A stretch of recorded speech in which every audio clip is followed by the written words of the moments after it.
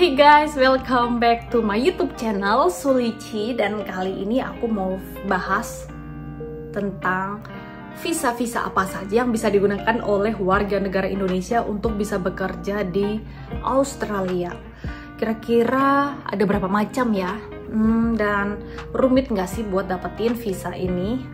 Oke, langsung aja kita bahas dari visa yang pertama, yaitu visa yang paling gampang didapatkan dan kayaknya ini semua orang sudah tahu, apalagi kalau bukan Working Holiday Visa atau WHV.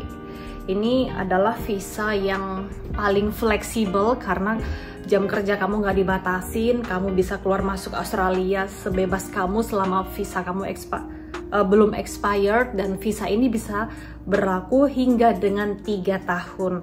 Jadi pengajuan WHV pertama ini adalah 1 tahun dan masih bisa diperpanjang sampai 3 tahun. Dan aku juga pakai visa WHV ini karena ya itu paling mudah didapatkan. Dan untuk info jelasnya lagi, kayaknya kamu harus cek aja di Instagramnya imigrasi atau di vlog-vlog lain, itu udah banyak banget yang bahas. Oke, untuk visa yang kedua adalah visa skill. Visa ini biasanya visa skill ini atau bisa disebut visa sponsor ini biasanya sebuah perusahaan yang mau nyeponsori seseorang yang udah punya skill yang sangat dibutuhkan oleh perusahaan itu. Dan karena perusahaan itu tidak bisa mendapatkan tenaga kerja dari warga lokal, sehingga mereka rela buat baik untuk sponsorin orang untuk dapat visa skill. Bahkan visa skill ini bisa diperpanjang sampai 4 tahun atau bisa jadi permanent resident. Cuman kendalanya buat kita yang di Indonesia yang nggak punya relasi apa-apa dan nggak ada skill-skill khusus yang benar-benar dibutuhin, itu susah banget buat ngedapetin ini. Biasanya ini ada di negara-negara yang sudah bekerja sama, kayak mungkin Cina sama Australia gitu dan negara lainnya. Kalau untuk Indonesia sendiri mungkin kebanyakan itu adalah orang yang mungkin sudah kerja di satu perusahaan, misalnya udah kerja di satu perusahaan, terus dia pakai visa WHV, tapi visa WHV-nya udah mau habis, tapi si perusahaan ini masih butuh sama si dia nih. Nah, perusahaan mau buat sponsorin dia untuk skill visa supaya dia bisa tetap kerja di satu perusahaan itu. Dan orang yang pakai visa skill ini nggak bisa pindah-pindah perusahaan kayak WHV sampai visanya habis gitu. Jadi WHV itu yang paling fleksibel, dia bisa kerja di mana-mana aja kapan sesuka maunya dia gitu, boleh resign, boleh apply lagi gitu, tuh paling fleksibel dah. Itu yang kedua, skill visa tadi itu, tapi agak susah juga ya. Kemudian yang tiga ada graduate visa. Nah, graduate visa ini adalah visa yang dipakai oleh orang-orang yang sudah menyelesaikan studinya di Australia dan mau bekerja di Australia dalam jangka waktu tertentu sesuai dengan kualifikasi yang dia punya. Nah, tapi sebelum dia dapat graduate visa, tentunya dia belajar di Australia atau sekolah di Australia ini kan dengan menggunakan student visa. Sebenarnya dengan student visa yang dia punya ini dia juga udah bisa bekerja, cuman jam kerjanya ini dibatasin hanya 20 jam karena sesuai dengan penggunaan visanya, namanya aja student visa. Tujuan utamanya adalah untuk belajar. Mungkin dikasih boleh buat bekerja itu hanya supaya mereka bisa menumpang biaya hidupnya aja di situ. Nah, cuman banyak sekali aku dengar orang-orang yang menyalahgunakan visa student ini untuk bekerja. Ada beberapa agen yang menawarkan orang-orang di Indonesia untuk bekerja di Australia dengan menggunakan student visa untuk bekerja di perkebunan atau dimanapun dengan rate yang lebih rendah dari umumnya, karena ini juga ilegal kan kerjanya. Nah gitu. Jadi kalau menurut aku, buat kamu yang memang niat mau bekerja di Australia dengan iming-iming pakai visa student, itu bahaya banget sih. Kalau udah ketahuan tuh bisa di blacklist. Itu yang ketiga, graduate visa. Kemudian yang keempat adalah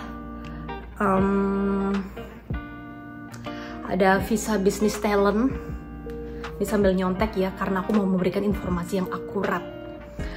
Visa business talent ini adalah diperuntukkan bagi orang yang sudah punya bisnis yang sudah sukses sebelumnya dan mau buka franchise atau mau buka usaha di Australia dengan track record tertentu ya. Tentunya ini modalnya tuh juga kayaknya miliar atau triliun nih, susah banget sih. Kalau aku nggak mungkin. Itu visa business class. Dan yang terakhir itu ada visa temporary work for international relation. Nah, ini adalah visa yang diperuntukkan bagi mereka untuk yang mau yang diperuntukkan untuk orang yang mau bekerja di Australia sementara waktu dalam jangka waktu tertentu. Nah, biasanya yang pakai visa ini tuh adalah kayak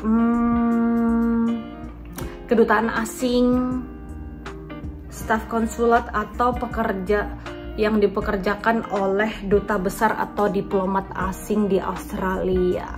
Nah, buat kerja sebagai kedutaan besar tuh aja tuh susah banget ya.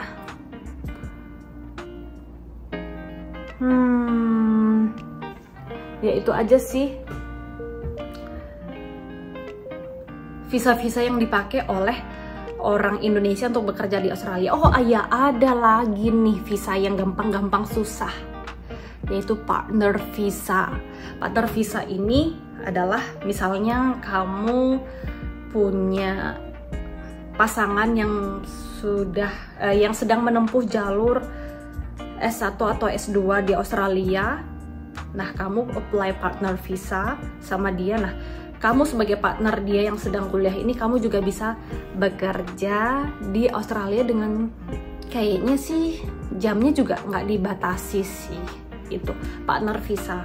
Atau kamu bisa juga menikah sama orang Australia, atau kamu pacaran sama orang Australia terus kamu apply partner visa, kamu juga bisa dapat izin bekerja di Australia dengan jam kerja yang tidak terbatas. Itu aja sih menurut aku sih. Mungkin visa yang kalau bagi aku sendiri ya, visa yang mudah dijangkau itu ya working holiday visa sama partner visa sih. Cari boleh Australia. Oh my god, nggak terserah. Udah itu aja, semoga penjelasan dari aku itu bisa membantu buat kalian-kalian yang lagi cari info visa-visa apa yang bisa dipakai untuk bekerja di Australia. Semoga bisa memberikan penjelasan yang cerah sekali. Kalau misalnya ada ide buat aku bahas tentang apa di video berikutnya, minta tolong komen di sini ya. Aku masih YouTuber baru, jadi masih belum punya banyak ide. Yaudah, sampai di sini dulu video aku tentang visa-visa yang digunakan oleh visa-visa yang bisa digunakan oleh warga negara Indonesia untuk bekerja di Australia. See ya di video berikutnya ya. Bye bye.